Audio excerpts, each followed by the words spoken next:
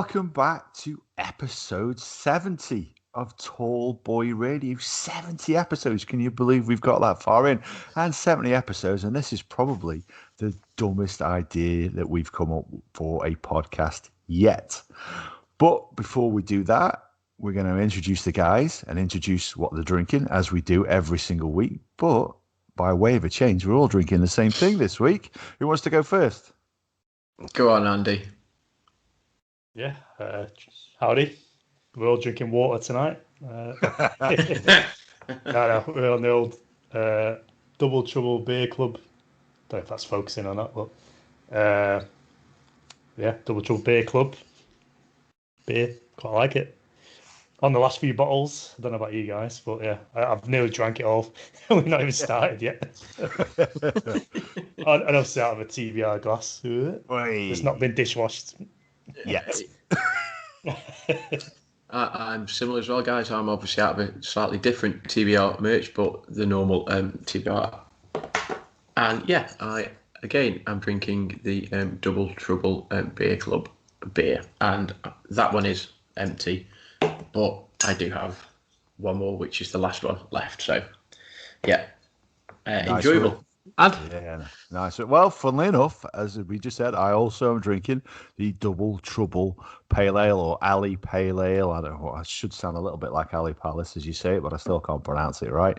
And same as yourself, I've got one bottle here and one to go, which I'm pretty sure I'll have polished off by the end of the podcast.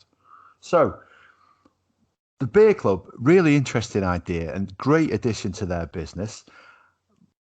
We were interested to see what beer they led with.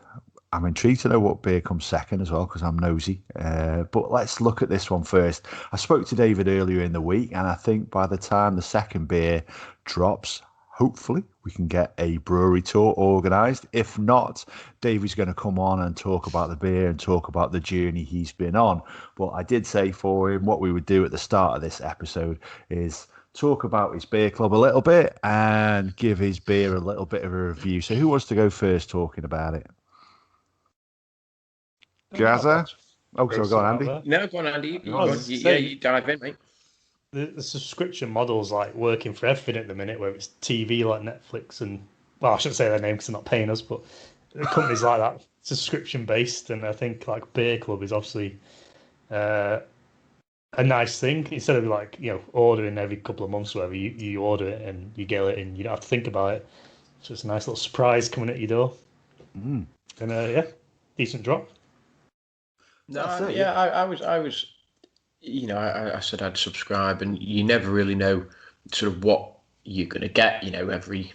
Everyone will be a bit different. But it came, and I was desperate to have a bottle and almost drink it like straight away. And I thought, well, I can't do that, because if I open it and I really like it, then I'll have none left for when we do this podcast. So I've been sort of restricting myself to every now and then, and I really like it.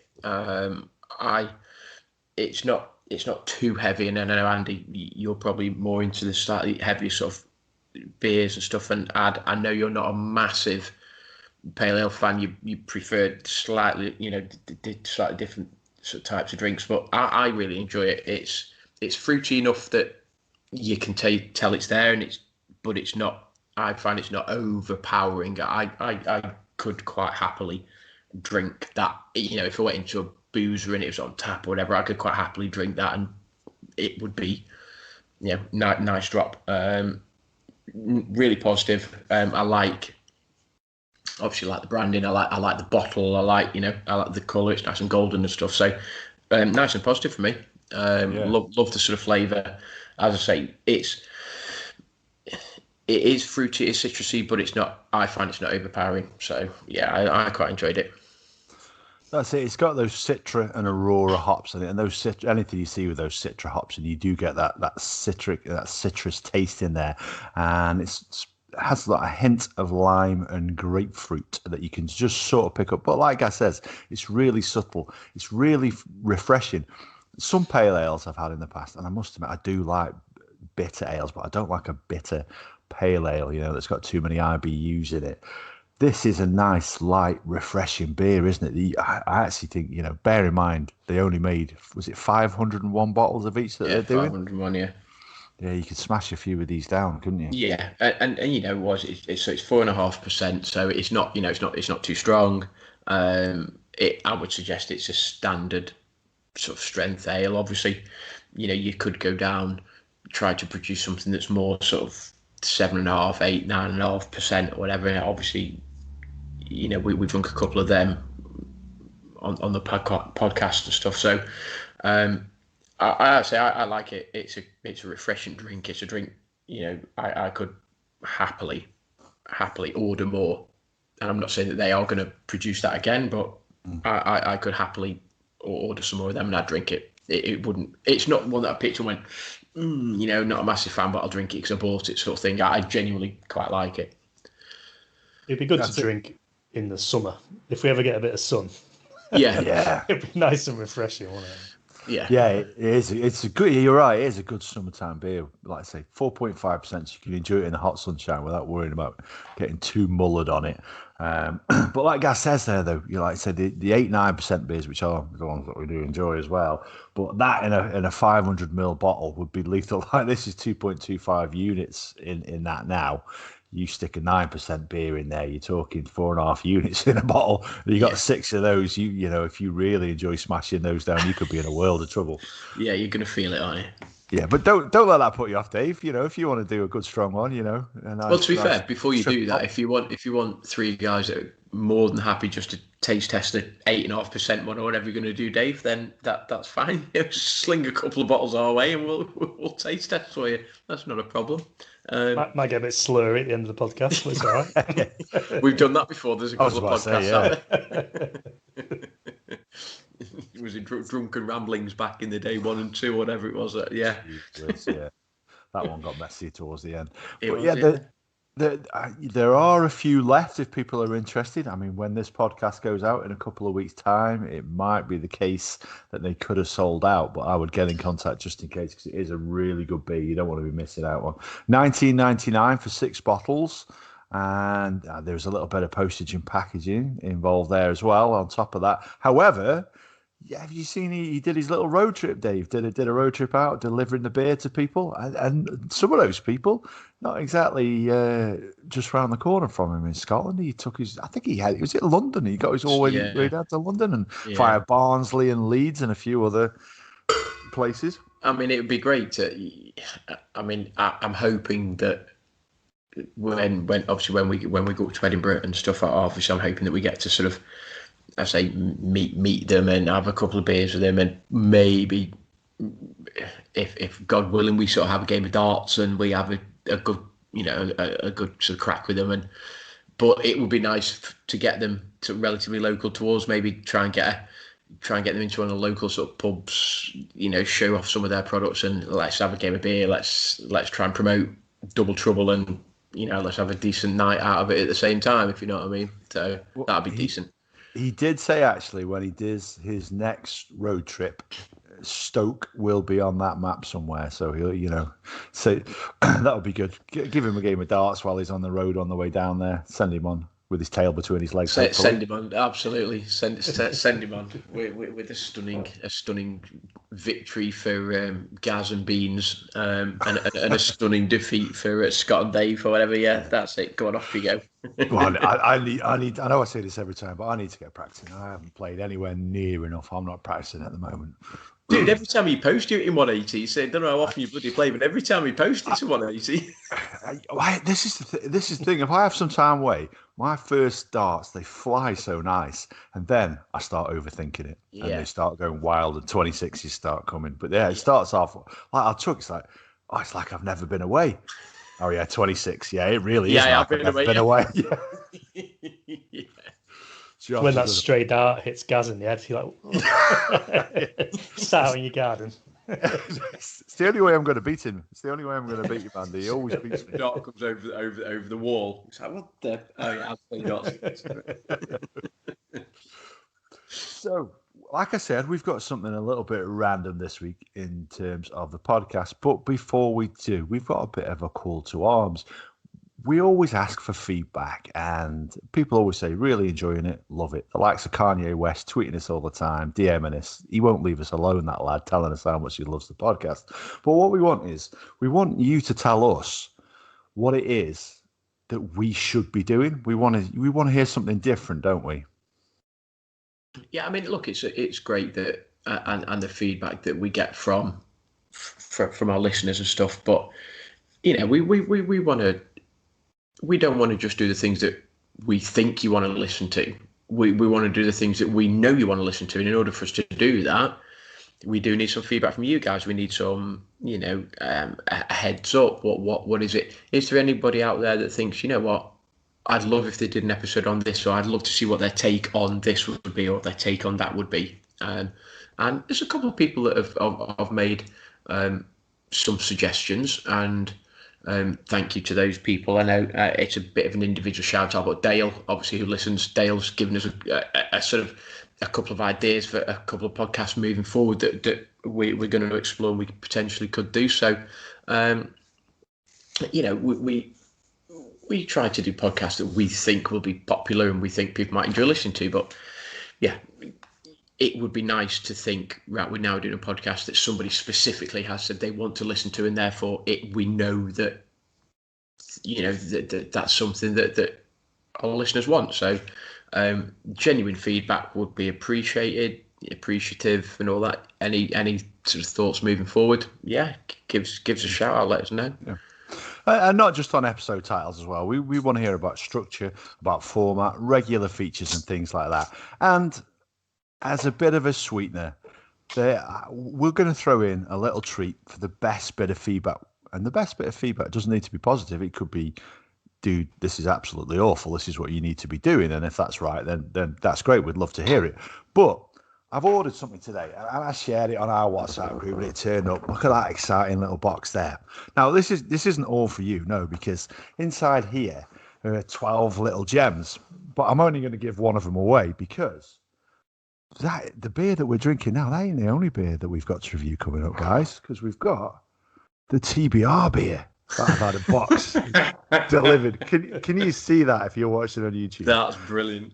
That is a 4.8% golden ale called Stone Gold Stunner, because it's a golden ale, and it is celebrating 52 episodes of Beans, Gaz, and Andy filling in the blanks on tallboyradio.com. So obviously we're going to be drinking a couple of these, and we're going to tell you a little bit about it. But yeah, this is made by Stewart Brewing Co., which is in Edinburgh. What do you think about that, though? Does that look pretty cool? That does look cool. That does look mint, I have to say. Can't complain when your face is on the label. No. Exactly. So if you want to get yourself a bottle of this, and it doesn't matter where in the world you are, we will post this out to you with a Tallboy Radio beer mat as well, and a few other things. Don't you worry about it, including a bottle opener to open it with. But the best bit of feedback, we'll send you one of these as well. Now, there is only 12 bottles of these, so it's a very generous gift to be given away. You weren't expecting nice little surprise. Yeah, you weren't expecting that, were you? Oh no, I wasn't expecting that, and obviously, to the feedback prize is fantastic. Remember, we've also got an ongoing prize, which is the number of countries that we listen to and stuff. So we've got a couple of things that's sort of ongoing, but yeah, moving forward over the next sort of 2-3 weeks, it'd be great to get some feedback from the listeners. What is it you want us to talk about? What is it that you want us to do? And as I've said, is it the introduction? Is it the ending? Is it the talk about beer? Is it a good thing? Is it a bad thing? Is it whatever it may be? If you've got an opinion on our podcast, let us know. Get in touch, all the usual sort of outlets and stuff. So yeah, give us a shout. Right then. This is the premise for this episode of the podcast that we're moving on to, and this is probably one that I don't think anybody would have necessarily suggested. Like I said at the outset, probably the dumbest idea that we've ever come up with for any episode that we've done. If you've ever been out for a beer and you've been in the pub and you're having a chat, that conversation always comes up, doesn't it?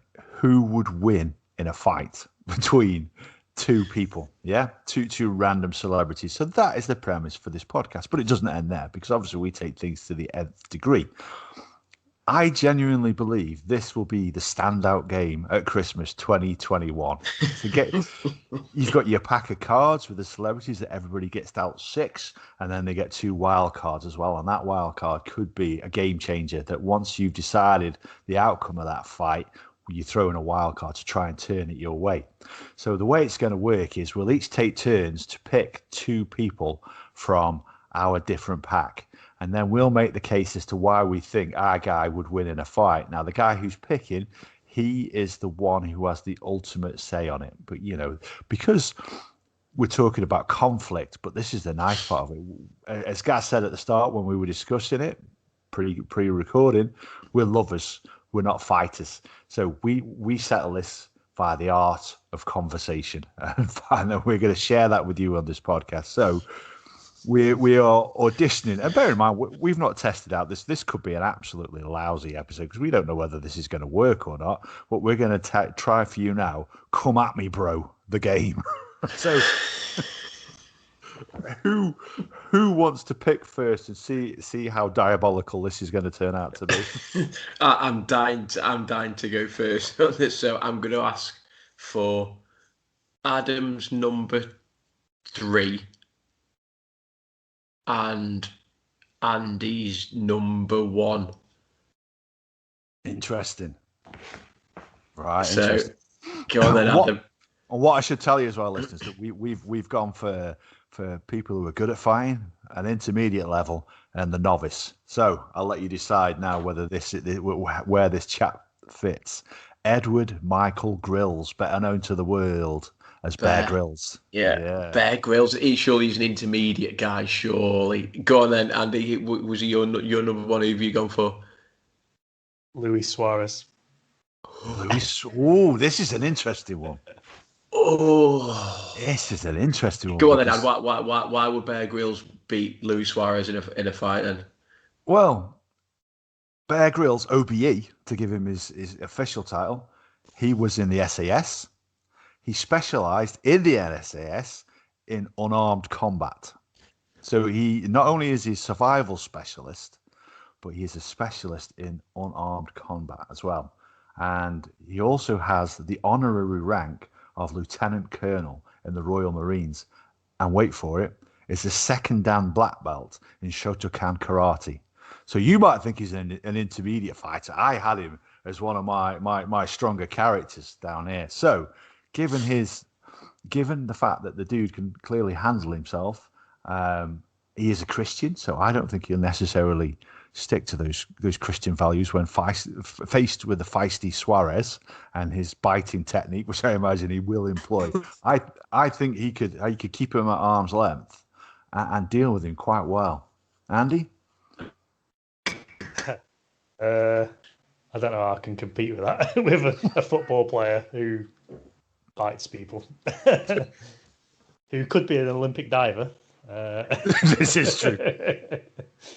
So yeah, I'd probably say Bear Grylls would win that one. Anyway, Gaz is back in the goal now, having lost him there temporarily. So I'll fill you in, Gaz. What you may have missed there is I'd put forward the case for Bear Grylls. Yeah, I got that. Andy put forward the case for Luis Suarez. And he, rather felt quite early on that Suarez would lose that fisticuffs. I'm pretty confident that Bear Grylls would come out victorious in that as well. So considering that was the bout that I selected, I'm going to go. But before we do, Andy, you don't have to do it, Andy. But you can select a wild card weapon at this point. You can tool Suarez up against Bear Grylls if needs be.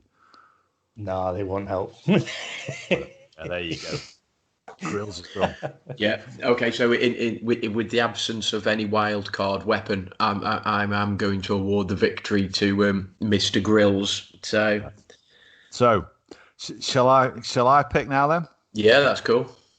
Okie dokie. I'm going to select Andy's number 6 versus Gaz's number 1. It sounds like it's going to be interesting.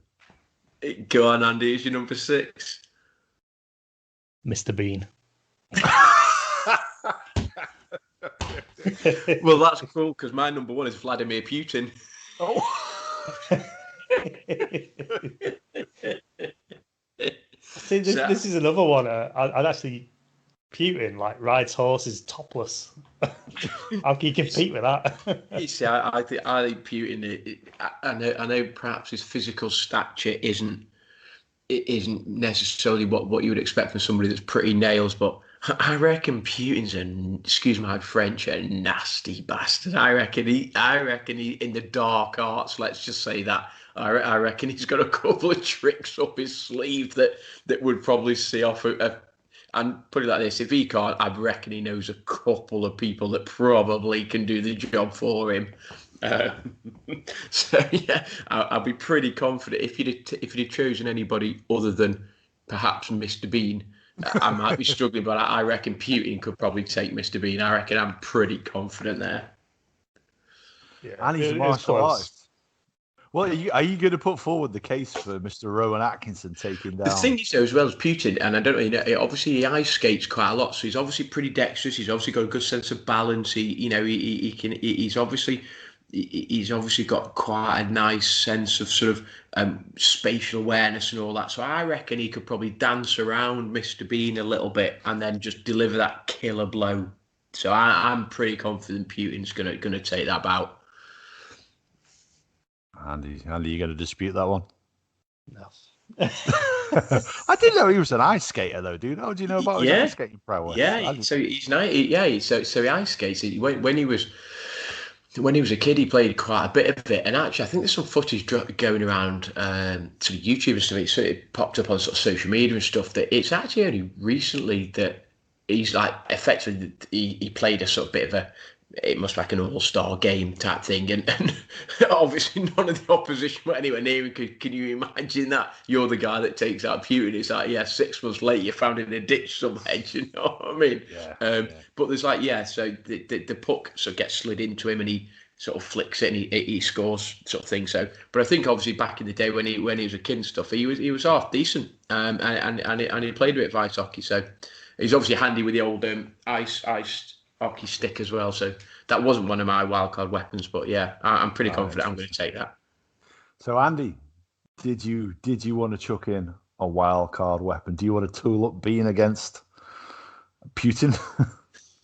So, can I ask for one of your wildcards? Yeah, you can't use one. Yeah, you'd have to select mine or Gaz's, like one or two.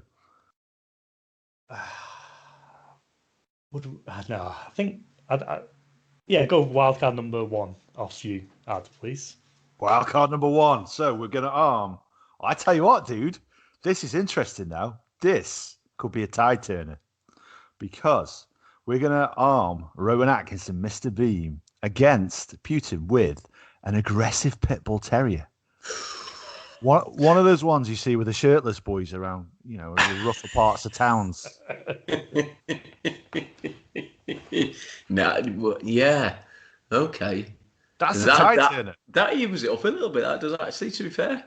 I tell you what, those things when they sink their teeth in, they do not let go, and they can cause some devastation. Because the thing is, if it's something that Rowan Atkinson was holding or using, then you think, yeah, Putin would just disarm him. But the fact it's a dog and it's like a separate entity. It's like he's going to have to have eyes in the back of his head to. Does he go at Rowan or does he go for the dog? It's like that is a proper even up the school there. You like to say eyes in the back of his head. He wants to worry about teeth in the back of his head. Yeah. But if he does focus on the dog, which probably where I would turn my attention, he's leaving Rowan unguarded to do whatever it is he does. Maybe a funny walk or something. I was going to say, what does Rowan do? I think without the game changer, I definitely win that bout. But you put sort of an aggressive dog in there as well, and that's okay. Yeah, who are you calling for that then? Well, Andy, I want to hear Andy's case first. How do you feel that one goes now the dog's been introduced? Peter, please don't get in contact with us. I think the dog will put up most of the fight, and then Rowan Atkinson will just, I don't know how to phrase his walk, but waddle over there and jab him in the eyes or something like that.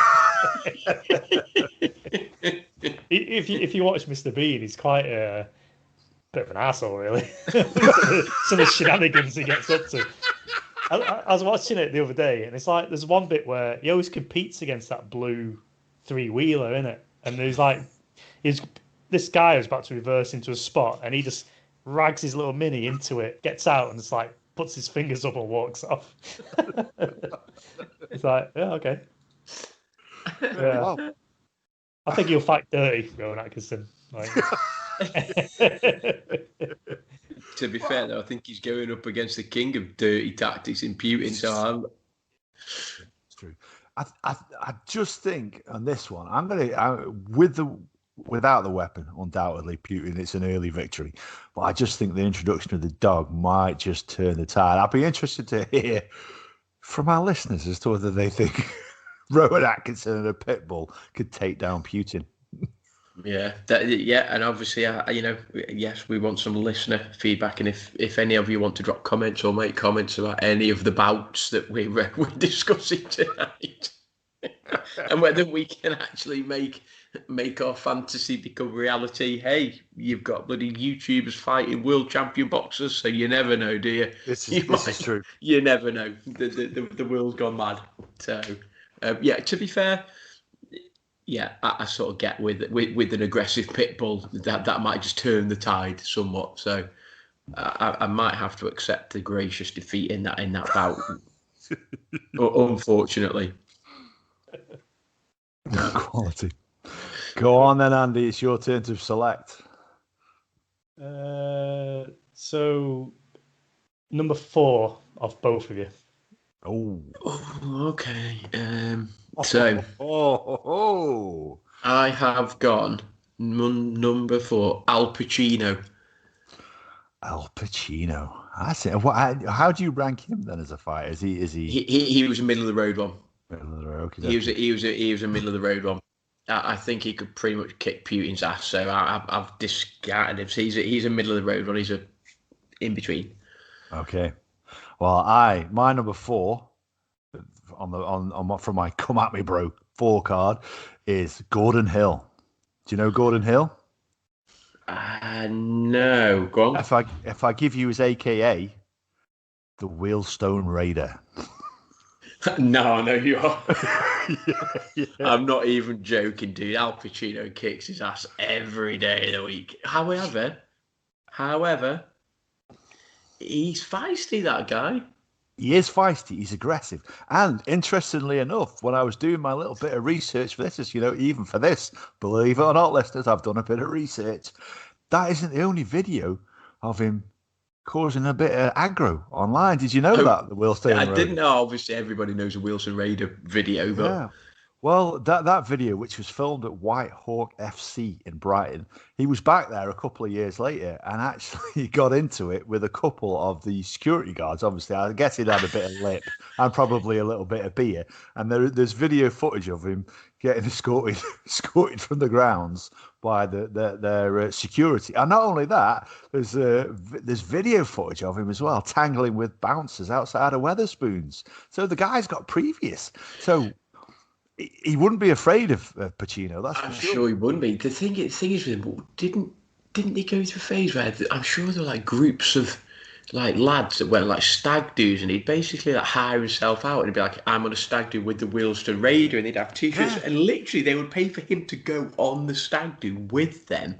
And he's like doing all of this, and he's got his photos, and he's like, I'll have a bit, or whatever the phrase, I can't remember.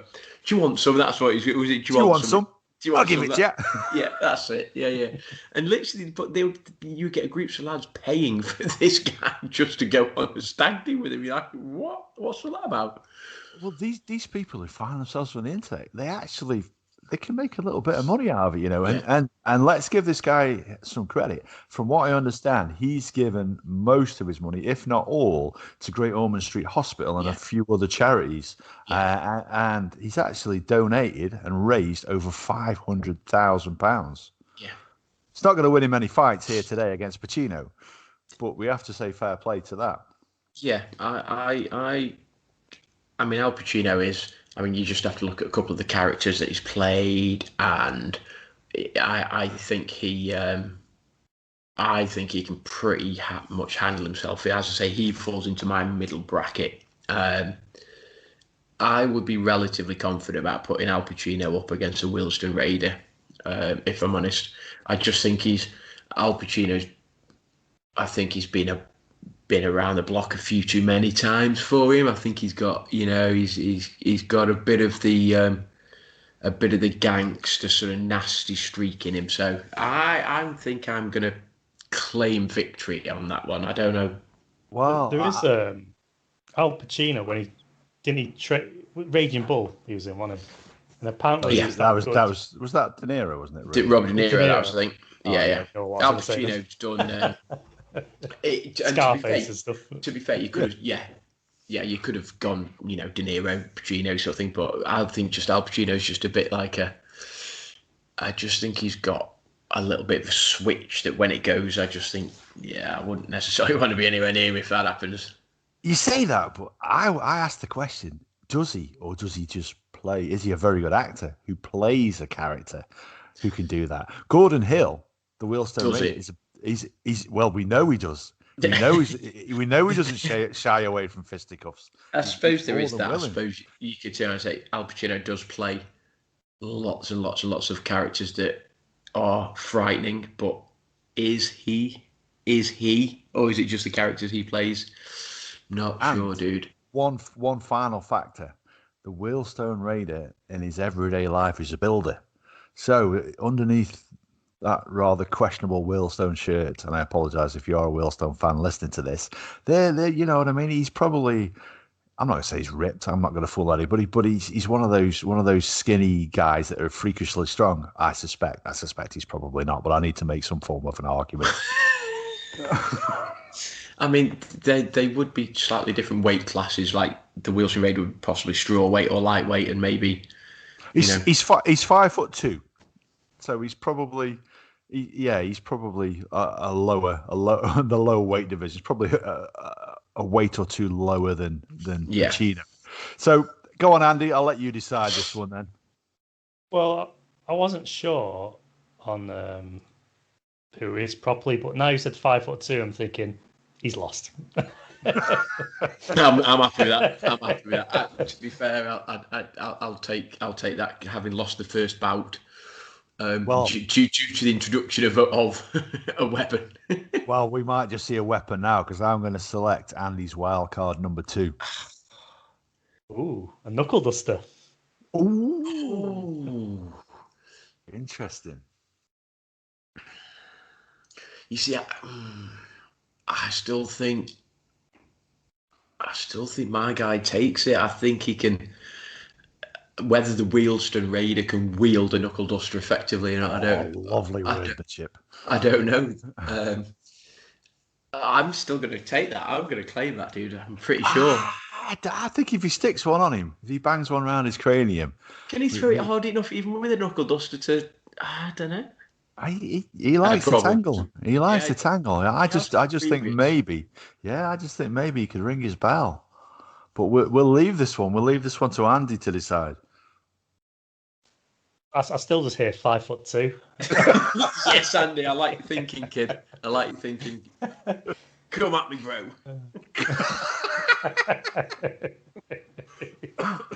Quality. Go on, guys. It's your turn to pick. Oh, I've just got rid of mine. I've got rid of my numbers. I can't remember who you had. So I'm going to go for, and you'll have to excuse me if I've got confused over your numbers. Adam's number 5. Andy's number 2. Interesting. Shall I announce mine first? Yeah. Fellow podcaster, Joe Rogan. Oh, okay. Conor McGregor. I tell you, that's an interesting one. I think it's, well, obviously, McGregor's he's won two belts, different weight levels, but Joe Rogan is quite a tough cookie as well. I still go with Conor. I think he's got that what do you call it? I think he called it his like fighting engine or fighting system or something like that, where he reads people quite quickly. And I think he'd put up a good fight against another mixed martial arts person. I don't know how tall Joe Rogan is in his weight and all that, but I don't know. I think Didn't he? McGregor's quite hard. Obviously, he commentates on it, but he did do MMA for a while. Did he blow his knee out doing something? Or did he have some problem with his knee or something? Was it? Well, let me. I'll answer those questions now. Joe Rogan, to answer Andy's question, 5'7". So I don't know how that fits against Mr. McGregor. And not only that, he also taught martial arts at Boston University. Joe Rogan did, and he is a black belt in Brazilian Jiu-Jitsu and a black belt in Nogi Brazilian Jiu-Jitsu. I'll be honest, when I selected him, I thought this is an interesting one because I put him as one of my intermediary characters. Yeah. But the fact he's going up against another mixed MMA guy, a mixed martial arts guy, sorry, I do think it makes it interesting. However, here's the interesting part. You say that McGregor can read people in the ring. Rogan will have sat and commentated and witnessed and watched a lot of his fights. So if there's any weakness there to be exploited, anything that he's seen, and he's not just any commentator, he's won awards for his commentary. He's won 2 awards for his mixed martial arts commentary, and he won awards for his wrestling commentary before that, if you didn't know that. So he's a guy who observes and a very intelligent man. So I do think, I don't think he's got a dodgy knee though, hasn't he? He just said. Well, the same height-ish, so it'll be quite an even contest. But McGregor, since he fought Mayweather, I don't know. I don't follow mixed martial arts guys. Like I say, I'm one of the. Despite the fact this is the game that we're playing, actually a ball violence, though we were joking about it. But since then, I don't know that he's done so well, has he? I've certainly seen him lose some fights. He's lost a couple. He's sort of changed his style. So he used to be quite a hard striker, and then would go for like a submission or something like that. But then lately, he's just been trying to strike people. Yeah, it's like just stick with what you normally do. Like, he's definitely a striker. He's got the walk as well, hasn't he? Like with his arms. That annoys the piss out. It's hard for me to. I genuinely think Joe Rogan can handle himself. Don't get me wrong. I think he can handle himself. Conor McGregor he's a 2-weight champ, so that's hard because I don't know what Joe Rogan was like. I say in his pomp, in his prime, before he blew his knee out. If you know, so McGregor has to just kick his knee, and Rogan's knackered. Do you know what I mean? But you see, the thing is with jiu-jitsu, there's a lot of it's about defense as well. I'm making this up; it might not be, and he would know how to protect it.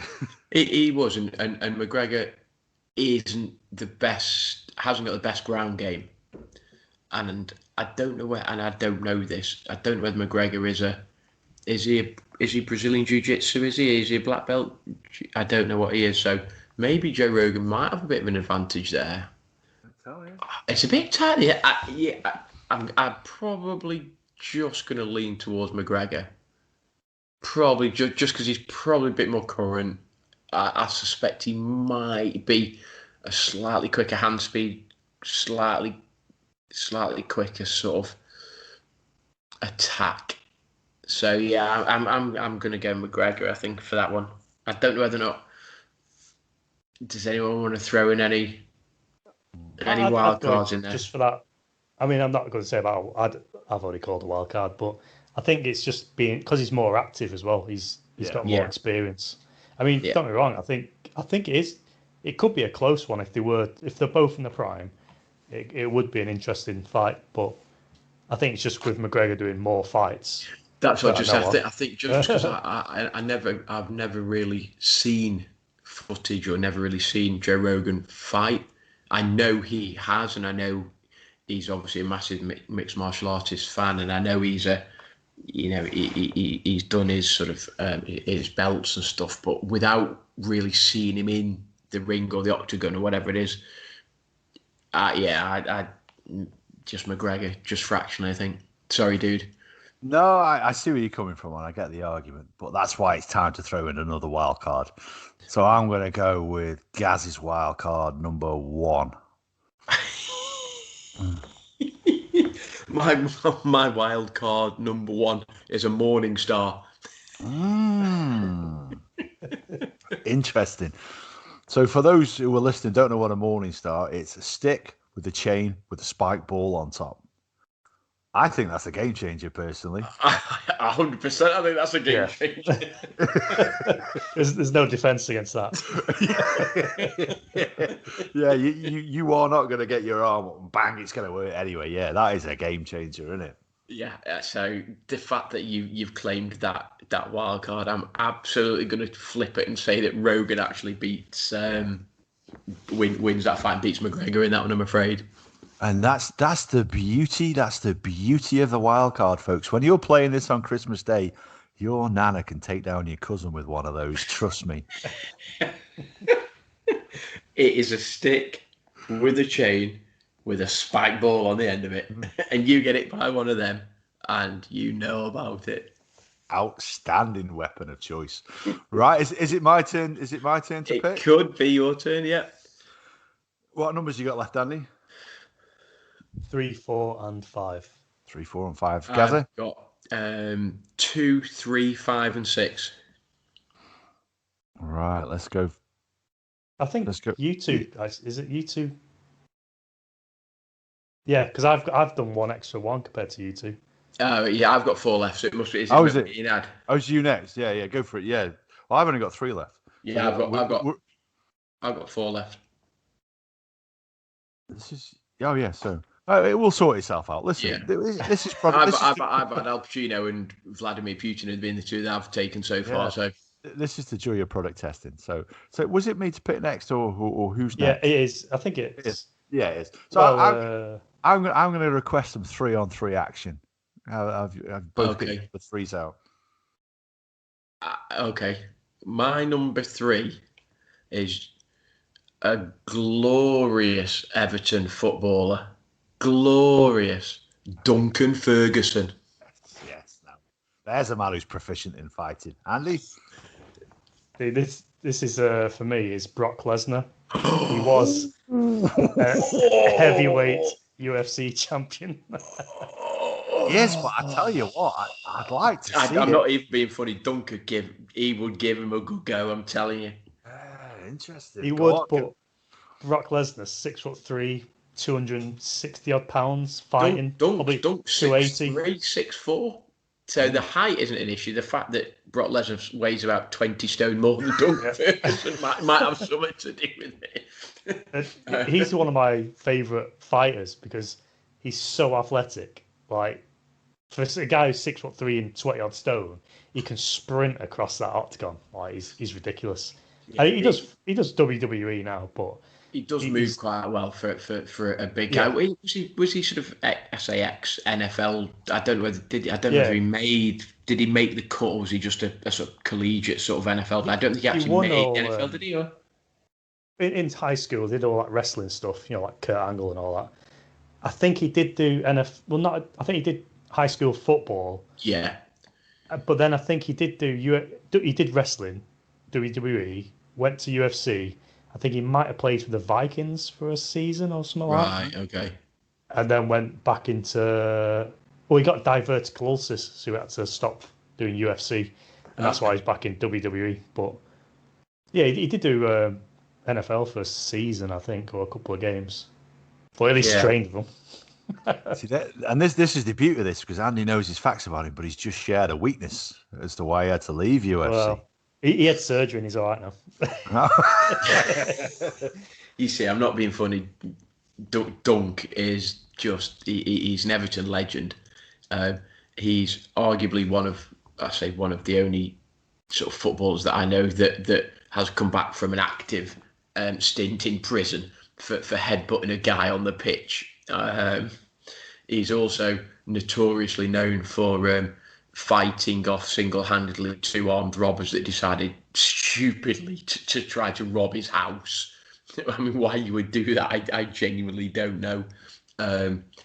He's one of our favourite guys, favourite footballers, and there's a very famous photo of him and sort of Jimmy Bullard. And if you know Jimmy Bullard, he's like 5 foot whatever he is, and Jimmy Bullard's like looking up at him like this. Sort of thing is like because Ferguson's just lost it and he's got somebody by the throat or whatever, and Bullard's like looking up something like, "What are you doing?" sort of thing. So yeah, I can't believe I've matched him with Brock Lesnar. He was one of my middle of the road guys, Ferguson, but I say middle of the road, but knowing that he can handle himself. I might have to throw in a wild card there because I didn't want to do that. Well, let's have the verdict first. And to be honest with you, when you chucked in Duncan Ferguson from the outset there, I thought, oh, here we go. Because I don't think there's too many blokes out there in the street who'd do too well against old Drunken Duncan. Or Duncan Disorderly. Duncan Disorderly, well. Yeah. Because the guy famously, like you say, that the story about when the two people who broke into his house was he knocked one unconscious and sat on the other one until the police arrived. It's like, of all the houses to pick, dude, bad job. And up against Brock Lesnar, though, I'm going to have to award the win to Lesnar. So then, again, gas timed out, and if you watch it on YouTube, just enjoy that freeze frame of his face there briefly, because it was another excellent expression. But we decided, as good as Mr. Ferguson is, we're going to award this one to Mr. Lesnar. So I'll let you decide now if you want to kick in a wild card. I don't. I'm going to take you've both got one wild card each, haven't you? Left. Wild card number 2 left. Go on, Ad. I'll take your wild card number 2. Dude, it's a good decision. Because we know this is a game changer. Because just like yourself, I'd also select the Morning Star. I'm not being funny. Ferguson wins that every day of the week now. That's a definite game changer. That guy can wield weapons. Yeah, I do think if there's one man who could defend the weapon, probably Lesnar would be it. But he ain't defending one of them. Morning Star is literally a game changer. Like one of the only things that you could pick that. Well, there's a few others to be fair. Yeah. But we know, because of our Dungeons and Dragons history, more to the importance, MERP, that there's a propensity for those things to be backfiring a little bit. There is a fumble opportunity. Yeah, exactly. There is a fumble opportunity, absolutely. But I'm so glad I chose that wild card because I'm definitely claiming a victory with that wild card now over Lesnar. Andy's face isn't happy. Look, he's not happy. He's not having his. Oh, I know. My hero lost. Spiked out. Right. Spiked out. I'm definitely having that now. Yeah, it's awarded that way. The Morning Star. Yes. It's a game changer. It is a game changer. Right then, who's to go next? Is it? How many have you got left, Andy? I got 2 left. Okay, so I've got 3. I've got 3, so it's Andy's choice. Andy's choice, yeah. I've got number 2, 5, and 6. I've got 1, 2, and 6. Go for both of you, number 6. Oh, okay. You like that, are you? I have gone John Bones Jones, MMA guy. Oh, now, and to be fair, it'd make it interesting, but I'm not sure I can make the case for it. Philip John Clapp. He's got what? Shall I give you his AKA? Yeah. Johnny Knoxville. Okay. See, John Jones definitely wins that 100%. Yeah, I chucked him in there as a stunt performer, and we know he can take a bit of a beating, and that's what my idea was. If he goes up against somebody, I don't doubt he can handle himself a little bit because he has been in a few bar fights and actually has been stabbed in a bar fight. But against an MMA fighter, I'm going to find this one a difficult case to make, given the fact that I watched him get sparked out by Butterbean on an episode of Jackass. Yeah, you see, John Jones is, I suppose at the time, arguably one of the best pound-for-pound MMA guys around. He had a little bit of a to-do with Dana White at one point. It had a little bit to do with the law when he decided he crashed his car, and then the police arrived and he ran off because of like so many pounds of drugs in his glove box or whatever it was. So I know he's had his little indiscretions, but as a fighter, he was very, very, very good. He's rangy. He strikes well. He's got good angles. He's decent on the ground. He was at one point thought to be, as I say, pound for pound the best guy around. Arguably not necessarily the case. Now he hasn't fought for a while. I don't think. Andy, you might know a bit more about sort of. Yeah, I thought he fought recently. I don't know. Yeah, Andy's obviously going to Google it as we're chatting, but go back a few years, and he literally was. He was. I say the golden boy of MMA. He was like the future. He was tall. He was lean. He was quick. He was strong. He was agile. He was good off his back. He was a good wrestler, good striker. So. Yeah, it would have been interesting if you'd have matched him and like Brock, for example. I know Brock's a lot bigger, but that would have been more interesting. I definitely think he takes out Johnny Knoxville. Yeah, February last year, last sport. February last year, was it? Okay, yeah. Go on. Nope. I was just going to say, I got wildcard number 1 hasn't been used. If you want to use that. I'm nervous here because, like, we know that. Well, I don't know a lot about MMA fighters, so I can tell from the two of you guys this guy can handle himself. But go on. I'll use it up. I'll burn it up. I'll go for the wild card. A swimming noodle. Swimming. Yeah. Okay. Yeah, it's still game over. I accept that. Yes. I'd put some comedy item in there, and I thought, do I go for like a 3-foot dildo or something? I thought, no, it's got to be a bit PG. Swimming noodle. Well, to be fair, I think either. I think it's game over. 100%. I'm definitely still claiming that bout then. So that's my victory all over. 100%. I'm definitely. Honestly, John Jones is. Obviously, and Andy likes his MMA stuff. So he back in the day. I say back in the day. He's obviously relatively current, but he go back 4 or 5 years. Andy, maybe perhaps not. He was like very, very, very good. Yeah, he's barely lost, if any. Yeah. Go on, guys. You have a quick go then. I've got 1 and 2 left. You've got 1 and 2, Andy? 4 and 5. Adam's 1, Andy's 5. Interesting. Would you like me to announce mine first? I would, yes. Justin Welby. The 105th Archbishop of Canterbury. I'm just going to put this as a win. Lee. Wushu champion, film star, General Hardman. Yeah. Wow. But to be fair, though, the other guy has got the big guy upstairs on his side. Do you know what I mean? It's like he can bring forth pestilence or whatever else he can bring forth or whatever. I don't know what he can bring forth, but not only that, he might have been the ABFC since 2013, but he has his own. Being the ABFC, he has his own coat of arms, and that coat of arms reads "Per Ignum, Per Gladium," by fire, by sword. So maybe there's a bit of steel in the old boy. Yeah, it's only going one way. It is. I do have a game changer, but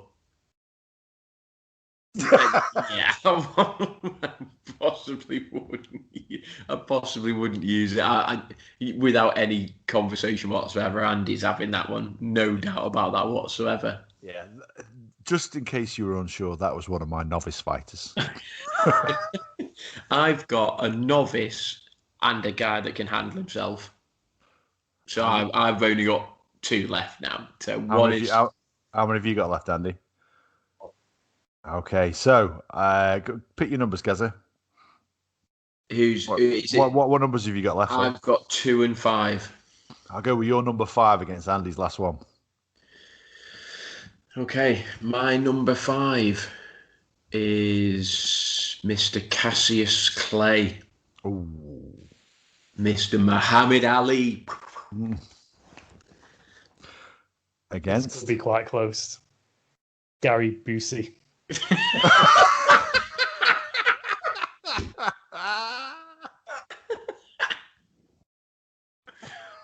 I'm even being funny. As comedic as Mr. Gary Busey is, I'm claiming that every day of the week. Fair play. What wild cards have not been used of yours, guys? I've got wild card number 2. I have no. That's the last wild card left, and if it's a swimmer noodle, you're boned. I'll go for it. Okay, so my wild card number 2 was an Indiana Jones whip. Yeah. I was going to say Cassius. Yeah, I'm awarding that one to Muhammad Ali as well. I think Busey's more likely to take himself out with that than anybody else. or anybody who happens to be within 10 foot of him. Other than the guy that's standing right in front of him who's meant to be fighting. He's going to be giving it one of these and be like whipping his own eye out and stuff. Yeah. It'd be interesting. Muhammad Ali versus Gary Busey. Yeah. Out of all the ones we've had tonight, I think that's probably one of the bouts I'd most like to see. Yeah, I mean, Muhammad Ali. It would have been interesting, you put, let's say, Muhammad Ali up against, I say John Jones, but if there was a boxer versus MMA or somebody, that would have been that would have been quite cool. But yeah, I'm definitely claiming that. So yeah, he's got. I've got one left who is somebody that, to be fair, I don't know, but I ranked him as low down on my list. Go on, let's have him then. Let's get this last one out of the way. Harry Redknapp. Harry Redknapp, okay. Against Joe Calzaghe. Oh, dude. Like, Redknapp's going to get beat badly. Yeah, very badly. Very badly. Because Calzaghe's undefeated. He was it 49-0, I think he was. Wasn't it? Joe William Calzaghe, yeah. So he's a super middleweight and light heavyweight. 46 fights, 46 wins, 32 by knockout. That is only going one way, especially because we haven't got any wild cards left. There's no wild. Again, you see, if you'd have picked Joe Calzaghe, I'd have picked, I say, John Jones or something like that.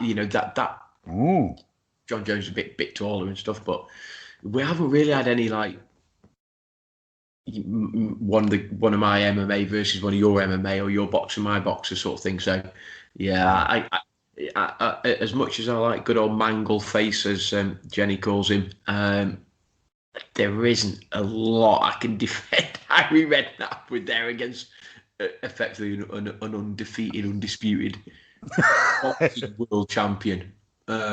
Sorry, Harry, if you're listening, but Gaz, that is the beauty of come at me, bro.